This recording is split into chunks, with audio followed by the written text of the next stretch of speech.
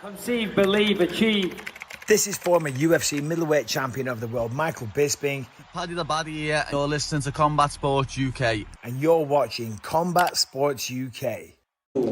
Hello everyone, I am joined today by undefeated Bellator lightweight prospect, Archie Colgan. Archie, how we doing today? I'm doing great, man. All weighed in, weight cut was good. I feel good, ready to go get some food in me. It's a good day. So you got a nice team behind you that, helps out with that weight cut and just helps you in general. Talk a little bit about who's here with you this week for your fight. Yeah, so I got my head coach, Justin Salas. He's been with me since the very first fight.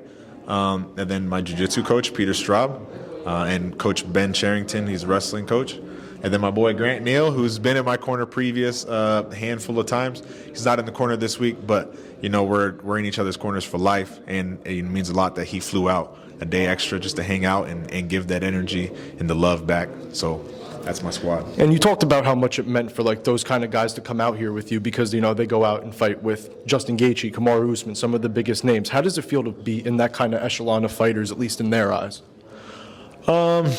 Man, I think, the reason they want to be part of it and associated, it's not so much because, they think you're Kamaru or Justin. They just see the effort. Yeah. Effort means and speaks a lot. I go into these practices and I bust my ass, whether it's against Kamaru and Justin or it's against somebody else who's in a similar position to me or it's against an amateur. I just give my effort and I work hard and I'm always working on the things that I'm trying to be taught from my coaches. I'm trying to improve them. And I think they just see that and they believe in it just like I do. And when you do the things right, the right people surround themselves with you. And you get things done. It must be awesome to have those kind of people believe in you as much as you believe in yourself. Yeah, it is. Definitely. So you're coming off a big unanimous decision win against Emmanuel Sanchez. That's one of the only fights in your career that's actually went to a decision. Do you think he was tougher than you expected, or was that just kind of, the jump in competition, you taking that and, having, not being able to finish him as easily? No, I don't think he's tougher than I expected. I think he's equally as tough as what I thought he would. But I think that I let myself get a little lazy in positions where I should have been a little bit more aggressive to pass guard, get into side control or half guard, and start to do some real work.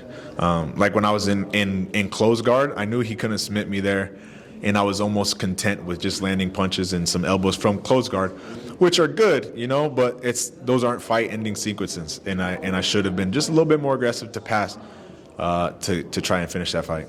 So you're taking on Peter Buist tomorrow at Bellator 301. Just tell me a little bit about that matchup. What are you expecting out of him? What were some differences you made in your training camp to take on Peter Buist?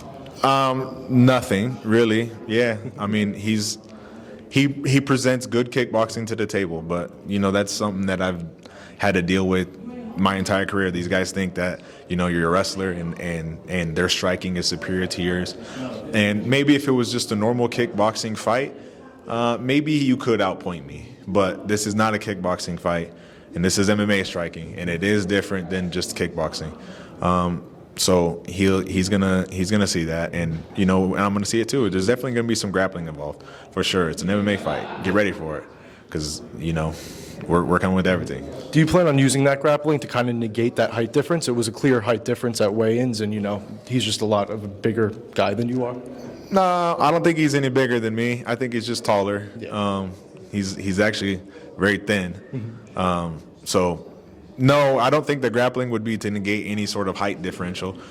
Like I said before, I've fought plenty of guys who were 6'4", 6'2", 6 foot that are taller than me, and even against those guys, I controlled and won the range battle. I expect to do the same thing tomorrow night. I expect to land the better shots, be in and out, moving him, dancing laps around him, because his, the kickboxing style is just march forward, and I'm athletic and I can move. So this is your third time in Chicago in your past 4 fights. You said this has kind of grown to be a second home at this point. What are some advantages and disadvantages of fighting in the same place so consistently? At least the crowd energy. Chicago's got a good energy. These people come out, and I'm going to be later in the card this time. The past couple times I've been a little bit earlier, but this time I'm going to be a little bit later, so the crowd will be more full. But it brings good energy. These people love to watch fights. I'm excited to go out there. He's fought here the last time too, so he understands what he's getting into. I don't think anything really too much about that crowd. they can't do shit for me anyways, or him. So when that cage closes, my corner can't do anything for me. His corner can't do anything for me. The only person who can do something for you is yourself and that ref, right? And when I'm on top of him, the ref will do him a favor and get us out of there. All right, you heard it here first. Archie Colgan, Bellator 301, takes on Peter Buist. Thank you, everyone, for watching. Thank you, Archie. Yep.